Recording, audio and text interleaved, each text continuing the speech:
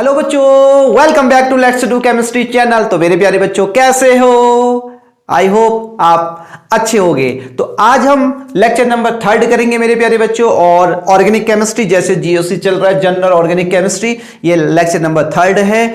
तो जैसा कि हमें पता है कि 11th में जो ऑर्गेनिक केमिस्ट्री है वो बेस है, तो उसे सीखना बहुत जरूरी है। तो हम आजकल बेस ही ऑर्गेनिक केमिस्ट्री में कर रहे हैं। तो मेरे प्यारे बच्चों चलो स्टार्ट करते हैं। आज जो हम सबसे पहले टॉपिक लेने वाले हैं वो है आइसोमेरिज्म। ओके, तो आइसोमेरिज्म क्या होता है तो हम ये जानते हैं। तो टॉपिक जल्दी से देखो, कॉपी पेन लेके आ जाओ जल्दी से, ठीक है? सोफे पे बैठ के काम नहीं चलेगा। तो टॉपिक नंबर 1 आज पढ़ेंगे हम आइसोमेरिज्म। आइसोमेरिज्म, आइसोमेरिज्म की डेफिनेशन क्या होती है देखना ध्यान से। आइसोमेरिज्म है केमिकल फॉर्मूला क्या होगा, केमिकल फॉर्मूला है same. Okay, chemical formula same होगा, और बट स्ट्रक्चरल उसका क्या होगा, स्ट्रक्चर क्या होगा, डिफरेंट होगा। ठीक है, यस डिफरेंट। ये स्ट्रक्चर क्या होगा, डिफरेंट होगा। Keep in mind, chemical formula will be those substance, those structure chemical formula which have chemical formula will be same and structure will be different and known as a isomerism। and और उन substance को क्या बोलेंगे हम, isomer बोलेंगे। ठीक है, और उस प्रोसेस को क्या बोलते हैं, isomerism. Keep in mind, like हमने जैसे हम ह्यूमन बींग से है ना, देखो तुम्हारे इसमें भी केमिकल फॉर्मूला सेम है, वही आयरन है, वही ब्लड है, everything will be same in all the human beings. But हम देखने के फिजिकल अपीयरेंस हमारा डिफरेंट होता है ना। तो हमें फिजिकल देखने में हम बिल्कुल अलग अलग है, स्ट्रक्चर हमारा डिफरेंट है, बट केमिकल फॉर्मूला क्या है हमारा, सेम है। ओके, तो इसे बोलते हैं हम क्या, आइसोमर्स बोलते हैं। अब हम स्टार्ट करेंगे कि आइसोमर कितने टाइप के होते हैं। ठीक है, तो देखते हैं कितने टाइप के होते हैं। बच्चों, आइसोमेरिज्म में कितने प्रकार का होता है भैया? 2 प्रकार का होता है। कौन कौन सा होता है? एक तो स्टीरियो आइसोमेरिज्म होता है, ओके, दूसरा क्या होता है, स्ट्रक्चरल आइसोमेरिज्म। अब देखो स्ट्रक्चरल आइसोमेरिज्म में भी कितने टाइप का है, 1 2 3 4 5 टाइप का है। ठीक है, और जबकि स्टीरियो आइसोमेरिज्म कितने टाइप का है, geometrical isomerism and optical isomerism. Okay, अब देखो ज्योमेट्रिकल आइसोमेरिज्म अभी हम डिस्कस करेंगे। सबसे पहले हम डिस्कस कर रहे हैं स्ट्रक्चरल आइसोमेरिज्म। ठीक है, स्ट्रक्चरल आइसोमेरिज्म में चेन आइसोमेरिज्म क्या होता है। ठीक है, इनको ये बहुत इंपॉर्टेंट है, इसे ध्यान रखना है। ठीक है, बेस है। तो चेन आइसोमेरिज्म क्या होता है देखना ध्यान से।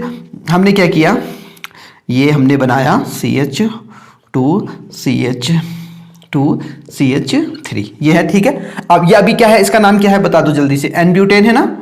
यस, एन ब्यूटेन है। ब्यूटेन कैसे, एन मतलब नॉर्मल। ओके, ब्यूट 4 कार्बन है, एन क्यों लगाया, सिंगल बॉन्ड है सब। एन किस लिए लगता है, सिंगल बॉन्ड के लिए। Keep in mind. ओके, अब इसी का देखना दूसरा क्या बना दिया हमने, 1 2 3 4, ये देखो CH3 यहां पर एक ऐसे लग जाएगा, यहां पर कितना हो जाएगा, 3 हो जाएगा। सो इसका नॉमेनक्लेचर ध्यान से देखना, नंबर करेंगे कार्बन का, 1 कार्बन 2 कार्बन 3 कार्बन, इसमें नंबरिंग नहीं गई, ये क्या हो गई हमारी ब्रांच। तो ब्रांच का नाम सबसे पहले लिखते हैं, 2 पे क्या हो गया, मैथिल हो गया।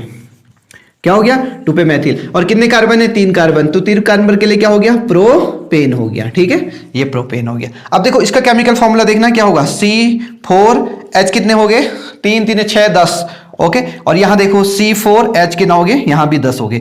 केमिकल फॉर्मूला सेम है, बट देखो उनका नाम और उनका स्ट्रक्चर भी डिफरेंट आएगा। हाँ, नाम भी उनका डिफरेंट आएगा। जैसे मेरा नाम पंकज है, आपका नाम क्या है, टोंकी है ना, टोंकी। ओके, तो आपका नाम और मेरा नाम भी डिफरेंट होता है। अगर नाम सेम हो गए तो सरनेम डिफरेंट होगा, सरनेम भी सेम है तो कभी पप्पा का नाम डिफरेंट होगा, पप्पा भी सेम है तो मम्मा का नाम डिफरेंट होगा, मम्मा भी तो गर्लफ्रेंड का नाम डिफरेंट होगा, गर्लफ्रेंड भी सेम है तो अरे बॉयफ्रेंड का नाम सेम होगा, कुछ तो डिफरेंट होगा ही होगा। Keep in mind. Okay, yes. So chain isomerism में ये होता है। ठीक है, यस। अब पढ़ते हैं पोजीशन आइसोमेरिज्म।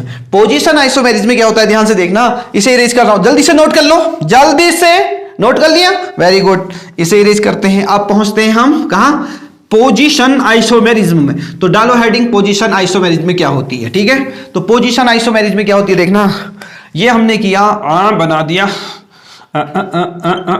ओके, यहां पर डबल बॉन्ड लगा दिया हम भी। ठीक है, ओके, और एक दूसरा हमने बनाया, यहां पर डबल बॉन्ड क्या कर दिया, यहां पर लगा दिया। देखो तो इसमें क्या होता है, डबल बॉन्ड और ट्रिपल बॉन्ड क्या होते हैं, अलग अलग पोजीशन पे होते हैं। डबल बॉन्ड ट्रिपल बॉन्ड की पोजीशन डिफरेंट की जाती है। तो इसका नाम देखना क्या होता है, कितने हाइड्रोजन लगेंगे इसमें, 3 लगेंगे सर। इसमें कितने हाइड्रोजन लगेंगे सर, कार्बन 4 बॉन्ड बनाता है तो 1 2 3 बना चुका है, एक तो लगेगा रे पगलट कहीं का, 1 2 3 तो एक ही तो हाइड्रोजन लगेगा रे, ठीक है। यहां कितने लगेंगे, अरे इसकी कितनी गर्लफ्रेंड होती है, इसकी होती है 4 गर्लफ्रेंड, तो एक गर्लफ्रेंड इसके पास है तो 3 गई है लंदन पिकनिक बनाने, ठीक है। यहां देखो, tell me how many carbon, okay yes, यहां कितना लगेगा 2, यहां कितना लगेगा 1 और यहां कितना लगेगा 2, ओके। सो अब नोमेनक्लेचर देखना किस क्या होगा, 1 2 3 4, 4 के लिए क्या होता है, ब्यूट होता है, ठीक है। अब इसमें डबल बॉन्ड है, डबल बॉन्ड के लिए क्या लगता है, चलो इस पे ये भी लिख देते हैं कि इसकी पोजीशन कौन सी है, डबल बॉन्ड की कौन सी पोजीशन पे है, दूसरे नंबर पे लगा है इन, ओके। तो ये इसका नाम हो गया। हाँ, अब यहां देखो नंबरिंग कहां से करेंगे, 1 2 3 4, ओके। अब देखना यहां नाम लिखे इसका, ब्यूट हो गया, ओके। फर्स्ट पोजीशन पे क्या लगा है, इन लगा है, ये इसका नाम है, okay. But chemical formula will be same, but structure and nomenclature will be different, okay. और हम बोलेंगे उनको क्या, पोजीशन आइसोमेरिज्म। अब अगर इसका केमिकल फॉर्मूला देखें तो क्या होगा, C4H कितने हैं, गिन लो, 3 3 6 7 8, सर 8 है इसमें, है ना 8, जल्दी से गिनो। यहां देख लेते हैं C कितने हैं बच्चों, 4 हैं, 3 3 6 3 2 5 3 2 5 6 7 8, यहां भी कितने हैं, 8 है। देखो केमिकल फॉर्मूला सेम है बट दिखने के बिल्कुल, इसका नाम चॉन्टी, इसका नाम Monty, okay, keep in mind. So this is a position isomerism. I hope समझ में आ गया होगा। तो move on and functional isomerism. तो देखते हैं फंक्शनल आइसोमेरिज्म क्या होता है, ठीक है। तो बच्चों इसको इरेज कर रहा हूं, जल्दी से नोट डाउन करो और इसको लिख लो अपनी लैंग्वेज में कि डबल बॉन्ड और ट्रिपल बॉन्ड की पोजीशन जिस केमिकल फॉर्मूले में डिफरेंट होंगी उन्हें पोजीशन आइसोमेरिज्म कहते हैं, डबल और ट्रिपल बॉन्ड, ओके यस। समझ में आ गया बच्चों को, है हमारे बच्चे तो बड़े तेज हैं। बच्चों मैं अब तुमको क्या पढ़ाऊंगी, मैं पढ़ाऊंगी तुमको फंक्शनल आइसोमेरिज्म। तो बच्चों फंक्शनल, अब देखो फंक्शनल कौन कौन से ग्रुप होते हैं, फंक्शनल ग्रुप जैसे एल्कोहल ग्रुप है ना, ये functional, carboxylic group, okay, amine group है, ये देखो ये ईथर ग्रुप है ना, दिख रहा ये, और भी कोई बहुत सारे ये फंक्शनल ग्रुप है, ठीक है। तो इस वाले आइसोमेरिज्म में क्या होता है पता है, कि जो फंक्शनल ग्रुप है उसकी जो पोजीशन होती है वो डिफरेंट होती है, समझ में आया। तो अब देखो हम एक सबसे पहले मैं अल्कोहल लिखता हूं, बहुत अल्कोहल पीते हो ना तुम, यस, इसलिए ध्यान से देखना, 1 2 3 4 और यहां पर मैंने क्या लगा दिया, OH ग्रुप लगा दिया, ठीक है। इसे बैलेंस कर लेते हैं, ध्यान से देखना, इसमें कितने हाइड्रोजन लगेंगे, 3 लगेंगे। इसमें हाइड्रोजन 1 बॉन्ड 2 बॉन्ड बना चुका है, कितने बनाता है कार्बन, कार्बन 4 बॉन्ड बनाता है, कार्बन की 4 गर्लफ्रेंड है तो यहां पर 2 हो गए, इसमें भी 2, इसमें भी 2, ये बन गया, ठीक है। अब अगर कोई पूछे ऑक्सीजन कितने बॉन्ड बनाता है तो ऑक्सीजन सिर्फ 2 बॉन्ड बनाता है और 2 के पास क्या होते हैं, लोन पेयर होते हैं, कीप इन माइंड, ओके। अब देखो ध्यान से मैं क्या बताने जा रहा हूं, इसका नोमेनक्लेचर कर लेते हैं पहले, ठीक है। तो 1 कार्बन 2 जहां से फंक्शनल ग्रुप होता है। अब what is the functional group, functional group वो होता है जो किसी भी कंपाउंड के फंक्शन को डिसाइड करता है। फंक्शन मतलब जो उसका वर्क है, जैसे मेरा फंक्शन कौन डिसाइड कर रहा है, दिमाग, ओके यस। तो यहां देखो 1 2 3 एंड 4, ठीक है। तो 4 हो गया तो इसका नाम क्या हो गया, ब्यूट, ओके। पूरा इतना लिखना है, ई की जगह पे क्या लगा देना है, फर्स्ट पोजीशन पे क्या लगा है, ऑल लगा है, तो ब्यूटेनॉल हो गया, ठीक है। अब देखो इसी का मैं दूसरा फंक्शन बना देता हूं। अब मैं डबल OH ग्रुप को यहां पर लगा दिया मैंने दूसरी पोजीशन पे, ठीक है। तो 1 2 3 4 हाइड्रोजन लगा दो 3, इसमें हाइड्रोजन 2 लगेंगे, इसमें 1 लगेगा, इसमें कितने लगेंगे 3, ये हो गया। तो इसका नाम क्या हो गया देखना, 2 ब्यूटेन, ओके, 2 ऑल। ये केमिकल फॉर्मूला सेम होगा, गिन लो पहले, कार्बन कितने 4 हैं, हाइड्रोजन कितने 3 2 5 6 7 8 9 10 और 1 ऑक्सीजन है, ठीक है। इसका फॉर्मूला भी गिन लो, 4 हाइड्रोजन है, ऑक्सीजन हाइड्रोजन देखो कितने, 3 2 5 6 7 8 9 और 1 इसके साथ है 10 है और 1 ऑक्सीजन हो गया। ये केमिकल फॉर्मूला दोनों का सेम है बट इन दोनों जो आइसोमर हैं वो सिर्फ OH की वजह से डिफरेंट है। देखो जरा, OH इसमें फर्स्ट पोजीशन पे लगा है यहां, तो फंक्शनल आइसोमेरिज्म किसे कहते हैं, समझ में आ गया, वेरी गुड, लाइक करो जल्दी से, समझ में आ गया तो फंक्शनल ग्रुप से आइसोमेरिज्म उसे कहते हैं फंक्शनल ग्रुप की वजह से जो आइसोमेरिज्म क्रिएट होता है उसे फंक्शनल आइसोमेरिज्म कहा जाता है। Keep in mind and there are many type of the functional group. तो फंक्शनल ग्रुप की तो कोई लिमिट नहीं है, बहुत सारे फंक्शनल ग्रुप है। ओके, वन बाय वन हम डिस्कस कर भी रहे। Okay, like alcohol, okay, carboxylic, amine and ether. Okay, yes, तो इसे इरेज कर देते हैं। अब हम चलते हैं बच्चों कौन से आइसोमेरिज्म में, अब हम चलते हैं मेटामेरिज्म में। ओके, तो मेटामेरिज्म में देखो क्या होता है। तो अब देखना ध्यान से बच्चों, मेटामेरिज्म क्या होता है। ठीक है, मेटामेरिज्म हम डिस्कस कर रहे हैं। मेटामेरिज्म क्या होता है कि जैसे कोई फंक्शनल ग्रुप है, जैसे हमने ये माना, ठीक है, इसके साइड हमने क्या लगा दिया, CH3, और यहाँ क्या लगा दिया, CH3। तो मेटामेरिज्म में क्या होता है, ध्यान से सुनना। हाँ, मेटामेरिज्म में क्या होता है, ये फंक्शनल ग्रुप है ईथर। ओके, ये क्या है, ईथर है। ठीक है, फंक्शनल ग्रुप के इस साइड और इस साइड जो चीजें जुड़ी हैं उसको डिफरेंट करके जो आइसोमेरिज्म बनता है उसे बोलते हैं क्या, मेटामेरिज्म। देखो कैसा, जैसे कि ये बना, इसका नाम क्या हो गया, 1 2 3, इसका नाम, ये इसमें ब्रांच जैसी हो जाती है तो इसका नाम हो जाता है 1 पे क्या हो गया, मेथॉक्सी, और ये हो गया प्रोपेन। ओके, मेथॉक्सी प्रोपेन हो गया। ठीक है, ये अब इसके लिए दूसरा मैं बना रहा हूँ, इसी का आइसोमेरिज्म बना रहे हैं। इसको ऐसे करते हैं, CH3 यहाँ लगा देते हैं, एक CH3 यहाँ, और यहाँ H हो गया। ये देखो, अब इसकी नंबरिंग क्या करेंगे हम, 1 2 3। ठीक है, तो यहाँ पर हो गया 2 मेथॉक्सी है ना, 2 मेथॉक्सी हो गया, और ये प्रोपेन। देखो ये, अभी देखो इसके इस साइड CH3 था और इसके इस साइड देखो यहाँ, और ये डिफरेंट है ना, डिफरेंट है, यानी कोई भी फंक्शनल ग्रुप के बोथ साइड डिफरेंट जो सब्स्टिट्यूट है उसको डिफरेंट करके जो मेटामेरिज्म जो क्रिएट होते हैं आइसोमेरिज्म, उसी का नाम होता है मेटामेरिज्म। कीप इन माइंड, बीच में क्या होना चाहिए, फंक्शनल ग्रुप होना चाहिए, और फंक्शनल ग्रुप के इस साइड कुछ डिफरेंट आ जाना चाहिए, इस साइड भी कुछ डिफरेंट आना चाहिए। फिर जो दूसरा कंपाउंड होगा उसमें भी इधर डिफरेंट है, इधर डिफरेंट है, फिर उनका नॉमेनक्लेचर भी ऑब्वियसली क्या आएगा, डिफरेंट आएगा। तो दीज ऐसे जो आइसोमेरिज्म होते हैं उनको क्या बोलते हैं, मेटामेरिज्म। जो किसमें देखा गया है, एक ईथर में भी देखा जाता है और एमाइन में भी देखा जाता है ना। ये एमाइन ग्रुप है। ओके, ध्यान से देखना है, ये कौन सा ग्रुप है, एमाइन, इसमें भी मेटामेरिज्म देखा जाता है। और बहुत सारे फंक्शनल ग्रुप ऐसे हैं जिसमें मेटामेरिज्म देखे जाते हैं। तो मेटामेरिज्म, ये जल्दी से इसको लिख लो, ये मेटामेरिज्म है बहुत, इनमें केमिकल फॉर्मूला सेम है दोनों का, बट देखो डिफरेंट है बिल्कुल स्ट्रक्चर। तो चलो अब अगला चलते हैं टॉटोमेरिज्म में। ठीक है, तो टॉटोमेरिज्म क्या होता है उस पर बात करते हैं।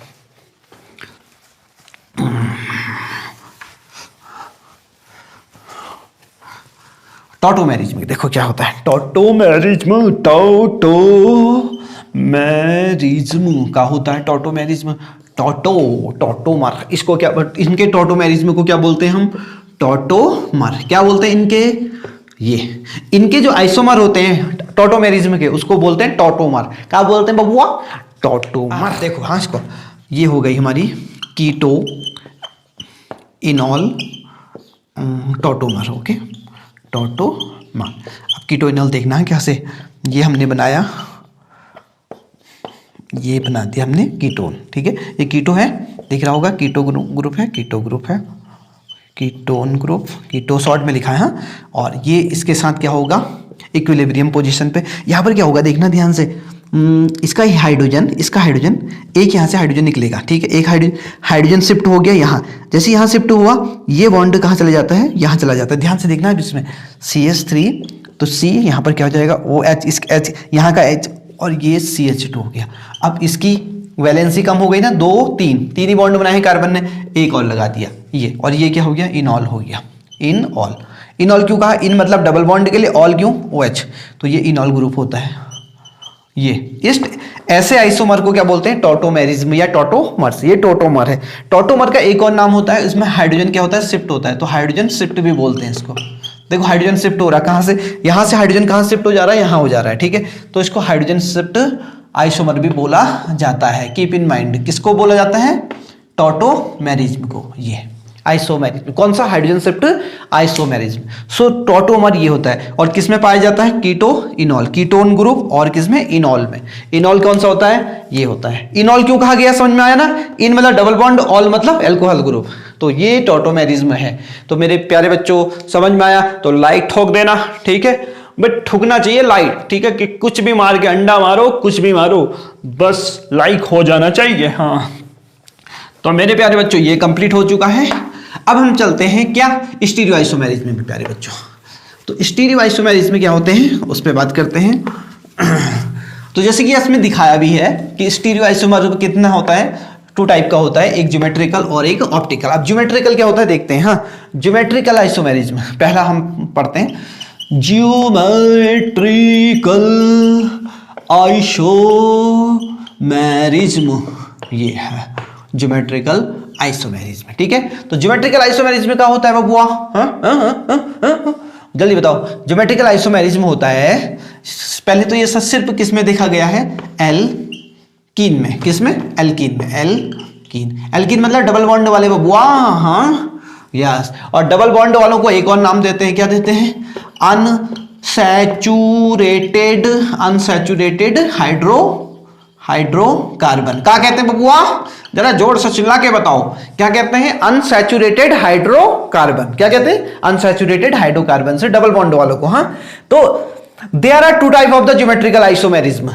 ओके, कौन सर कौन कौन से होते हैं ये भी तो बताओ। बस 2 प्रकार के होते हैं, बोल देते हो आप, and cis isomer and trans isomer. तो चिल्ला के बोलो मेरे प्यारे बच्चों, कौन कौन से? There are 2 type of the geometrical isomerism, one of them is a cis and second of them is the trans isomer. Okay sir, ये सिस और ट्रांस क्या होता है ये भी तो बता दो। देखो प्यारे बच्चों, ये डबल बॉन्ड है, डबल बॉन्ड के साथ ये। अब यहां देखना, अगर यहां Cl और यहां भी क्या लगा? Cl, सेम साइड, और यहां क्या लिख दिया? Br, और यहां भी क्या लिख दिया? Br। ये सिस फॉर्म होती है।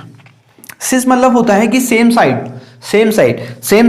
एक ही जैसे ग्रुप लगे होंगे और इस साइड, ठीक है। ट्रांसपोजिशन में क्या होता है कि उल्टी जगह पे सेम लगाओ। देखो यहां पर अगर Cl है तो इसके जस्ट अपोजिट यहां लगा होगा, और यहां Br है तो इसके जस्ट अपोजिट ट्रांस, ये ट्रांस आइसोमर होता है। कीप इन माइंड ये। तो समझ में आ गया ना बच्चों, ज्योमेट्रिकल आइसोमेरिज्म क्या होता है? ज्योमेट्रिकल आइसोमेरिज्म सिर्फ किस में होता है? डबल बॉन्ड वाले में होता है, ठीक है। यस, ट्रिपल वाले में नहीं होता है, ठीक है, सिर्फ। और डबल बॉन्ड वाले को एक और क्या नाम देते हैं? क्या देते हैं बताओ? अनसैचुरेटेड कहा जाता है। क्या? अनसैचुरेटेड। ओके, ये हो गया। अब पढ़ते हैं हम ऑप्टिकल आइसोमेरिज्म, ठीक है। ऑप्टिकल, इसको इरेज करते हैं। इसको इरेज करने के बाद हम डालते हैं, इसको नोट कर लेना, जल्दी से नोट करो, पॉज करके वीडियो नोट कर देना। ऐसा नहीं चलेगा खाली देखने से, नोट भी करना पड़ेगा। नोट्स बनने हैं अपने, ठीक है, अपना नोट्स अपना होता है भैया, उधार की जिंदगी कब तक जियोगे। दूसरी बात कर रहे हैं हम ऑप्टिकल आइसोमेरिज्म की। ओके, तो मेरे प्यारे बच्चों ये भी क्या होती है?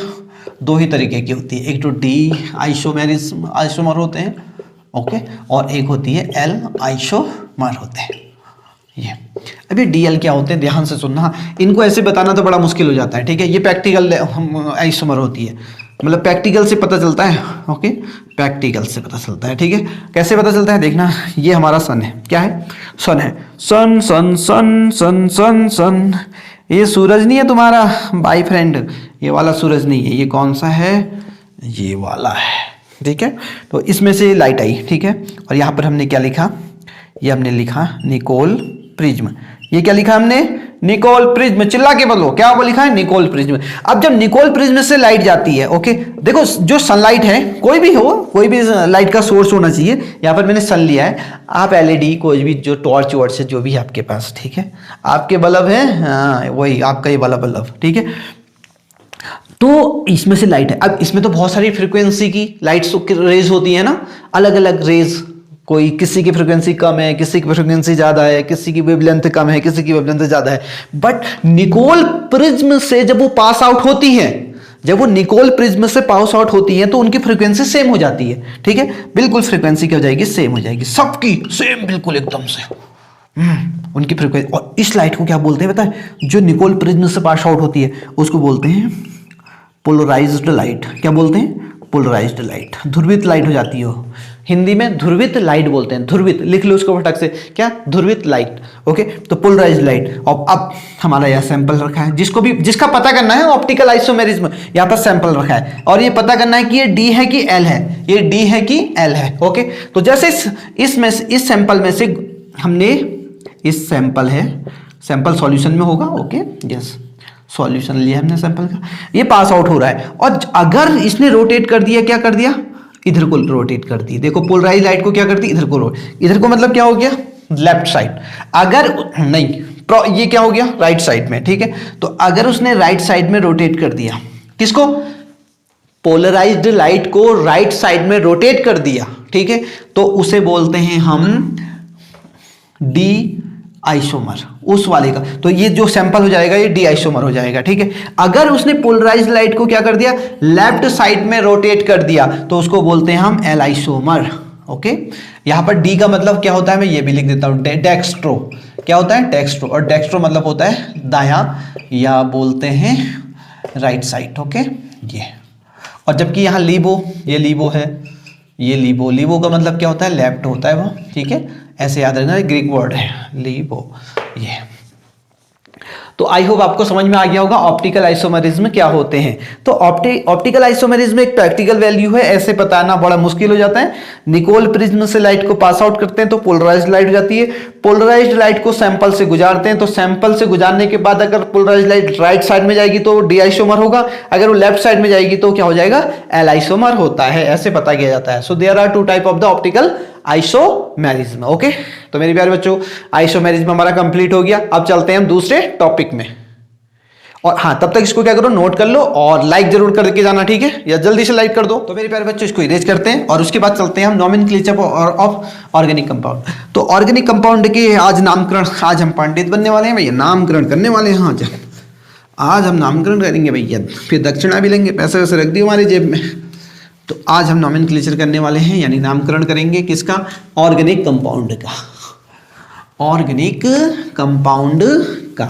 ओके, तो ऑर्गेनिक कंपाउंड का नॉमेनक्लेचर। तो टॉपिक आज का, अभी का टॉपिक क्या हो गया हमारा, वो हो गया नॉमेनक्लेचर ऑफ ऑर्गेनिक कंपाउंड। क्या हुआ बच्चों, ये ठीक है, नॉमेनक्लेचर ऑफ ऑर्गेनिक कंपाउंड। ठीक है, तो नॉमेनक्लेचर जैसे कि आपको पता भी है, लेकिन देखो ध्यान देना, ऑर्गेनिक केमिस्ट्री में नॉमेनक्लेचर जितना आप एक्सरसाइज करेंगे उतना आपका अच्छा होता रहेगा। ठीक है, तो अपने फ्रेंड से इस पे डिबेट करो और इस पे चैलेंज करो, कोई क्वेश्चन दो, उनको दो, अपने को दो, फिर उनको सॉल्व करो, नाम लिखो उसका ऑर्गेनिक कंपाउंड का, तो उससे आपकी ऑर्गेनिक केमिस्ट्री के जो नॉमेनक्लेचर होंगे उतने अच्छे होते रहेंगे। ठीक है, अभी हम एक चीज पे डिस्कस कर रहे हैं इसमें, सबसे पहले lowest sum rule. Okay, lowest sum rule, ये रूल क्या होता है, ये ऑर्गेनिक केमिस्ट्री में नाम लिखने में बड़ा मदद करता है। ओके, तो सबसे पहले जैसे मैंने ऑर्गेनिक केमिस्ट्री का एक नाम लिख दिया, ठीक है, CH3CH2CH, यहाँ लगा दिया CH3 और ये लगा दिया CH3। ठीक है, अब इसका नाम लिखना है हमको, तो सबसे पहले क्या करना पड़ेगा, नंबरिंग करनी पड़ती है। अब बच्चे बड़े कंफ्यूज होते हैं कि नंबरिंग कहाँ से करें, नंबरिंग, बिना नंबरिंग के तो ऑर्गेनिक केमिस्ट्री में नाम लिखना इम्पॉसिबल है। ओके, तो नंबरिंग करते हैं 1 2 3 4। ओके, ये 4 हो गया, ये कंपाउंड को मैं यहां भी लिख देता हूं। अब एक बच्चा था कि उसने नंबरिंग कहां से करी, नंबरिंग उसने करी नंबरिंग यहां से 1 2 3 4 यहां से करी। दूसरे बच्चे ने नंबरिंग यहां से कर दी 1 2 3 4। इसका नाम चिंटू था। ओके, इसका नाम चिंटू, और यहां है टोंकी, ये टोंकी नहीं, ये चिंटू है। ठीक है, चिंटू। ओके, और ये क्या है, टोंकी। कौन है, टोंकी।